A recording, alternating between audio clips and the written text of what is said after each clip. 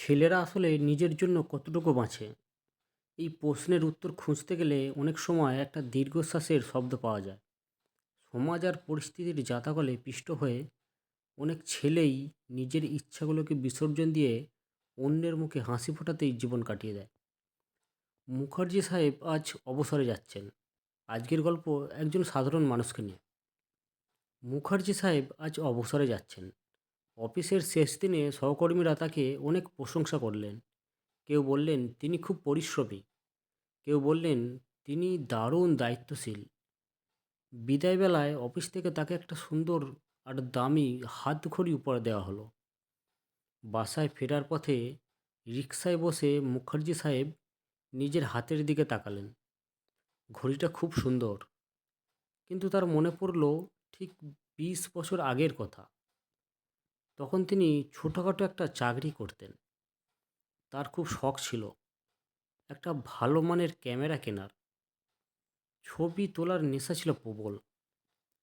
মাসের পর মাস টাকা জমিয়েছিলেন, কিন্তু যেদিন ক্যামেরাটা কিনতে যাবেন সেদিনই খবর এলো ছোট বোনের বিয়ের যৌতুকের টাকা কিছু টাকা কম পড়েছে। মুখার্জি সাহেব এক মুহূর্ত ভাবেননি।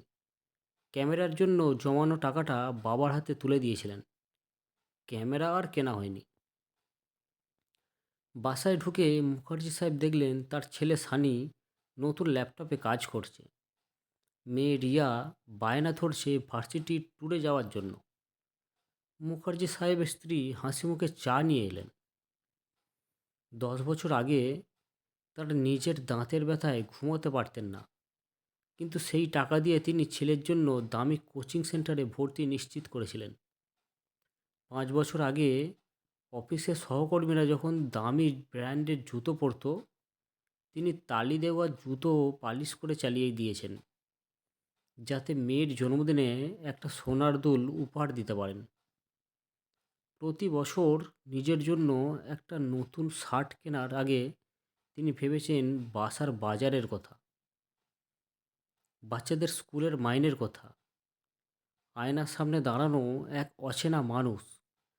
রাতে আয়নার সামনে দাঁড়িয়ে মুখার্জি সাহেব নিজের দিকে তাকালেন।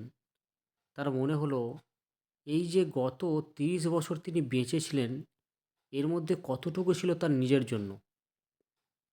তিনি নীল রং পছন্দ করতেন, কিন্তু পরিবারের সবাই কালো আর সাদা পছন্দ করত বলে তার আলমারিতে নীল শার্ট একটাও নেই। তিনি পাহাড় ভালোবাসতেন, কিন্তু বাচ্চাদের আবদারে প্রতিবার সমুদ্রেই যেতে হয়েছে। ছেলেরা আসলে নিজের জন্য বাঁচে না, বাঁচে একটা আস্ত পরিবারের ছাদ হয়ে। ছাদ যেমন নিজে রোদ বৃষ্টি সহ্য করে নিচের মানুষগুলোকে আগলে রাখে, ছেলেরাও তেমনি নিজের স্বপ্নগুলোকে ধুলোবালি জমতে দিয়ে অন্যের স্বপ্নকে রং দিয়ে সাজায়। মুখার্জি সাহেব হাসলেন। এই হাসিটা স্বার্থপরতার নয়, এই হাসিটা এক অদ্ভুত তৃপ্তির। কারণ নিজের জন্য না বাঁচলেও তার ভালোবাসার মানুষগুলো তো ভালো আছে। গল্পটি কি আপনাদের মনের মতো হয়েছে? তাহলে অবশ্যই কমেন্টস করবেন।